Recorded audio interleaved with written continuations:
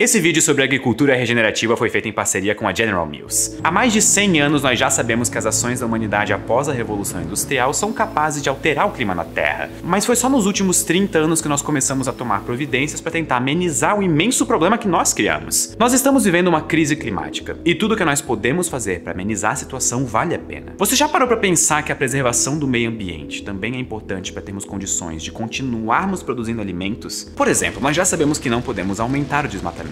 Aliás, o contrário disso é necessário. Nós precisamos reflorestar o que nós já desmatamos. E isso é só uma pequena parte de tudo que nós ainda temos que fazer. E como se não bastasse, a pandemia da Covid-19 nos ensina que o meio ambiente desempenha um papel fundamental na saúde global. A biodiversidade e a manutenção dos ecossistemas não são apenas garantias para a sustentabilidade e habitabilidade do planeta, mas também da nossa saúde. E para que um novo entendimento do buraco onde nós estamos aconteça, nós precisamos de algo nunca visto antes na história: uma ação conjunta e duradoura entre Estado, iniciativa privada e cidadãos. Um bom começo é mudar a maneira como a produção agrícola e industrial é feita até agora. E para isso eu quero apresentar nesse vídeo uma ideia nova, que tem as suas críticas, mas que com certeza vale a pena ser estudada mais a fundo. Um dos problemas de diversas práticas agrícolas que nós usamos hoje é que elas degradam a saúde do solo, que perde os seus nutrientes, micro-organismos e matérias orgânicas, impedindo que o próximo alimento que será plantado e desenvolvido cresça adequadamente. Os nutrientes presentes no solo são essenciais para a produção de alimentos em larga escala.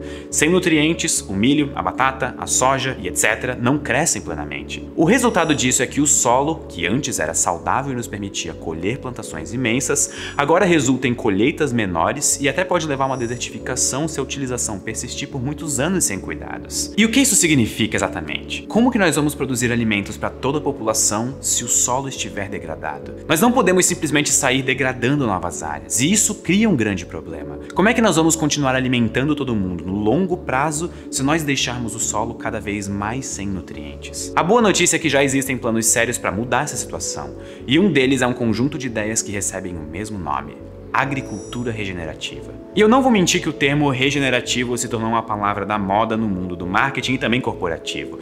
E isso vale praticamente para todas as áreas. O problema é que esse termo não tem uma definição aceita por todo mundo, por isso ele pode ser um pouco amplo demais. Nós podemos dizer que agricultura regenerativa significa cultivar de uma forma que torne o mundo inteiro melhor, recuperando os recursos naturais após, digamos, a sua utilização. Você planta, usa parte dos recursos naturais, mas aplicando técnicas que vão preservar ou recuperar o meio ambiente depois. É mudar a forma de pensar e de manter a saúde do solo. Portanto, todas as ações na agricultura serão voltadas para servir as comunidades microbianas no seu solo e permitir que elas façam as coisas boas que fazem por nós. E é algo que pode ser amplamente aplicado, melhorando prontamente a fertilidade do solo em grandes fazendas e em pequenas fazendas de subsistência. Os agricultores regenerativos, e eu amo esse nome, normalmente tentam perturbar o solo o mínimo possível. E para isso eles precisam renunciar a qualquer prática que perturbe a complexa rede de buracos de minhoca, cerca de 20 mil quilômetros de hifas, filamentos de fungos que se espalham por cada metro quadrado de solo saudável e, é claro, um labirinto de bolsas de ar microscópicas. Acontece que essa ideia de agricultura regenerativa não é uma novidade se nós considerarmos a história da humanidade. O fato de que povos indígenas representam menos de 5% da população global, mas protegem mais de 80% da biodiversidade do mundo,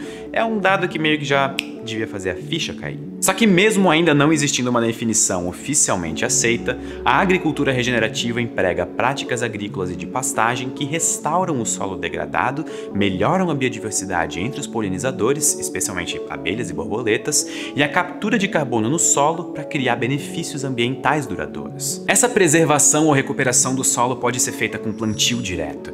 Isso é quando você não revira o solo causando distúrbios e planta da forma como o terreno está. Ou também por meio da diversidade de culturas plantadas, porque cada cultura tem processos de fixação de nitrogênio, atração de insetos e práticas diferentes que podem recuperar o que a cultura anterior degradou. Nessa modalidade você alterna as culturas e nunca planta a mesma coisa o ano todo. Um grande exemplo é a alternância entre plantio de amendoim e cana-de-açúcar. Ou por meio da integração lavoura-pecuária, uma alternativa que diminui custos para recuperação ou formação de pastagens. Você produz pasto, forragem conservada e grãos para alimentação animal, o que recupera o solo e permite que após um tempo você possa plantar novamente. Os exemplos incluem a aplicação de composto e o uso de pastagens gerenciadas, assim como o plantio de plantas de cobertura que protegem o solo no inverno e evitam a erosão ao adicionar nutrientes. É importante proteger o solo para que ele não fique exposto. Solo seco não é atrativo para micro-organismos que são benéficos ao solo. Outras práticas são a eliminação do tratamento de campo mecânico e químico, o uso de safras de cobertura durante todo o ano para evitar solos nus e, assim, diminuir a erosão. Além disso, esse método de cultivo regenerativo fornece forragem e material de pastagem para aves e gado. O Acordo Verde Europeu, que propõe alcançar uma Europa com zero emissão de carbono até 2050 e seu primeiro continente neutro para o clima, coloca um dos seus focos na agricultura. Atualmente, a agricultura é o segundo setor em emissões de gases do efeito estufa na União Europeia, à frente do setor industrial. A mesma estratégia reconhece que o sistema alimentar da União Europeia deve ser acompanhado por políticas semelhantes em todo o mundo, para evitar que a Europa importe alimentos produzidos em outros países em condições insustentáveis. O risco de externalizar os danos da agricultura intensiva para outros países que não colocam limitação no uso de pesticidas, herbicidas, fertilizantes e desmatamento para uso agrícola, mas fornecem alimentos para a União Europeia, é um dos perigos dessa estratégia. Não adianta nada dizer que é regenerativo, ser regenerativo na prática, mas continuar incentivando a agricultura de degradação no resto do mundo. De acordo com um relatório recente da Organização das Nações Unidas para a Alimentação e Agricultura, a FAO, ela estima que quase 3/4 de todas as fazendas em todo o mundo têm menos de 1 hectare, ou o tamanho de um quarteirão típico. Todas essas fazendas têm que ser estimuladas a também serem regenerativas. Mas é importante lembrar que a agricultura regenerativa ainda é um campo em desenvolvimento. E é emocionante pensar que nós estamos presenciando uma área de estudos inteira ser desenvolvida enquanto nós vivemos. É verdade que ela é bastante envolvente e animadora, mas como cientistas nós não podemos esquecer que precisamos ver esses resultados na prática, o que requer tempo e estudo, mas que felizmente está sendo feito. O solo não perturbado contém naturalmente carbono e micróbios, mas uma vez que é preparado para a agricultura, por exemplo, o carbono é liberado para o ar. A agricultura regenerativa, um termo frequentemente usado como sinônimo de cultivo de carbono, é um conjunto de práticas que devolvem a matéria orgânica ao solo, armazenando efetivamente mais água e retirando mais carbono da atmosfera. Os impactos ambientais da agricultura regenerativa incluem sequestro de carbono para eliminação das suas emissões para a atmosfera, redução da poluição da água e do solo com redução de insumos químicos, aumento da biodiversidade, melhor relação com a terra, uma relação mais de parceria do que exploratória. As práticas agrícolas que desenvolvem a saúde do solo talvez sejam mesmo a chave para uma agricultura estável e resiliente. No seu nível mais básico, a agricultura regenerativa é uma forma de agricultura mais amiga da natureza.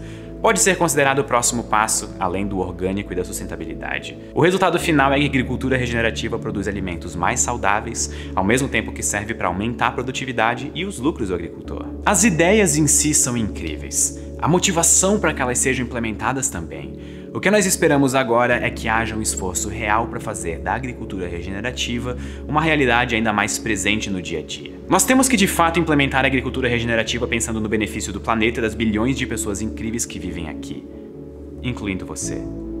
Muito obrigado e até a próxima. Esse vídeo foi feito em parceria com a General Mills, uma multinacional norte-americana de alimentos, dona de marcas como Yoki, Kitano e Häagen-Dazs no Brasil. A pipoca Yoki, tanto de micro-ondas quanto a pipoca pronta ou a tradicional de panela, é produzida em plantações no Mato Grosso e essas plantações estão entre as 10 mais eficientes do mundo, com emissões de gases de efeito estufa 70% menores do que a média mundial. 99% da pipoca Yoki vem desses locais que aplicam meios para produzir de forma regenerativa, preservando o ambiente. Isso significa que a pipoca Yoki que você consome é um produto sustentável que respeita e preserva o planeta. A General Mills agora está implementando práticas sustentáveis no Brasil entre os seus principais produtores de amendoim, batata, mandioca e temperos naturais, todos os produtos das marcas Yoki e Kitano. A empresa se comprometeu a até 2025 reduzir em 28% a emissão de gases do efeito estufa na sua cadeia produtiva, chegando a 72% de redução até 2050. Os comprometimentos da General Mills com o clima, que vocês podem ver no site que eu vou deixar na descrição,